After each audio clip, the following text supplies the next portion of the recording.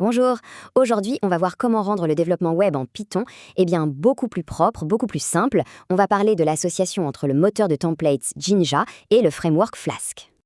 Alors, est-ce que ça parle à quelqu'un? Ce moment où on se retrouve à mélanger du HTML directement dans son code Python. C'est le genre de chose qui devient vite un vrai casse-tête, non? On passe des heures à débugger des chaînes de caractères, et pour la maintenance, n'en parlons pas. Bon, pour bien voir de quoi on parle, regardons concrètement ce que ça donne, ce fameux désordre. Parce que oui, c'est une approche qui pose pas mal de problèmes. Et voilà, l'image parle d'elle-même. D'un côté, à gauche, on a ce mélange de Python et de HTML, c'est juste illisible. La moindre petite modif visuelle et hop, il faut replonger dans toute la logique du code. Et de l'autre côté, à droite, c'est tout de suite plus clair. Le Python fait son boulot, il prépare les données, et le HTML, lui, il est dans son propre fichier bien tranquille. Logique et présentation sont enfin séparés. La différence est énorme. Ok, la question c'est comment on passe de ce chaos à quelque chose de propre. Eh bien la solution a un nom, Jinja. C'est un peu le héros de notre histoire, celui qui va venir mettre de l'ordre dans tout ça. Mais alors Jinja c'est quoi au juste? C'est ce qu'on appelle un moteur de templating. Dit comme ça peut paraître un peu abstrait, mais en fait c'est simple. C'est un outil qui prend un modèle, un template, il lui donne des données à manger et il génère un document final. Le but de tout ça, séparer la logique de l'application, le code pur, de tout ce qui est visuel, la présentation. Pour rendre ça encore plus concret, imaginez un bon vieux publipostage. Vous savez, la lettre type avec des champs à remplir. Le template, c'est ça, c'est la lettre avec ses trous, cher, prénom.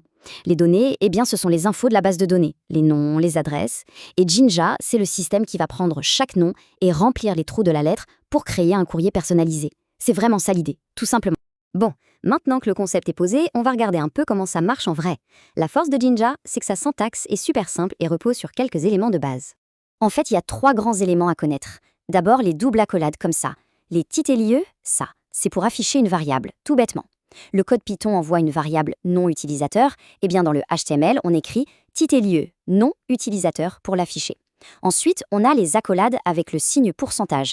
Titelieux, pourcentage, pourcentage. Ça, c'est pour les instructions. Par exemple, faire une boucle pour lister des éléments, ou mettre une condition, avec un if, pour afficher un bloc seulement si une condition est remplie.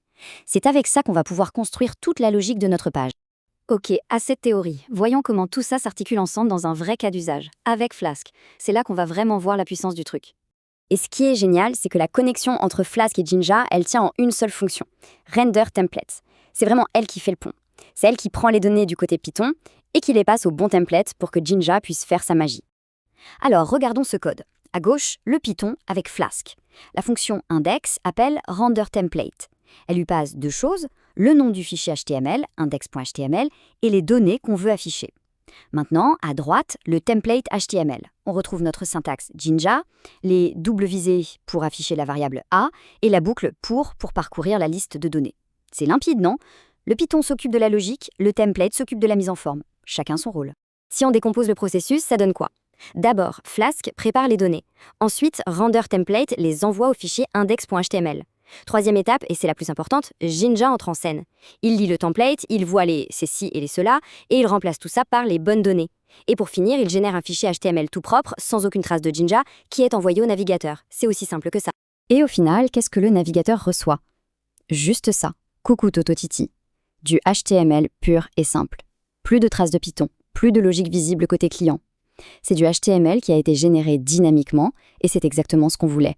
Ce qu'on a vu là, c'est déjà super pratique. Mais en réalité, ce n'est que la base. Jinja peut faire beaucoup, beaucoup plus. Jetons un petit coup d'œil à des concepts un peu plus poussés. Par exemple, Jinja permet de faire de l'héritage de template avec le mot-clé extends. Ça, c'est génial pour ne pas répéter le header et le footer sur toutes les pages. Il y a aussi ce qu'on appelle les filtres qui permettent de modifier des données directement dans le template, par exemple pour mettre un texte en majuscule.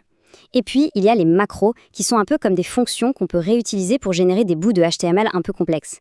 Avec tout ça, on peut vraiment construire des sites web très robustes. D'ailleurs, la source le dit très bien, ce n'est qu'une esquisse, un aperçu. Jinja est une librairie vraiment puissante, mais ça, c'est une autre histoire. Ça montre bien qu'il y a tout un monde à découvrir derrière ces bases. Alors, pour conclure, la question finale est simple. Prêt à faire le grand saut? Prêt à séparer la logique du visuel? Parce qu'au fond, c'est ça le vrai bénéfice. C'est un choix de clarté, de simplicité pour la maintenance et au final d'efficacité. C'est vraiment ça qu'il faut retenir. Merci d'avoir suivi et à très bientôt.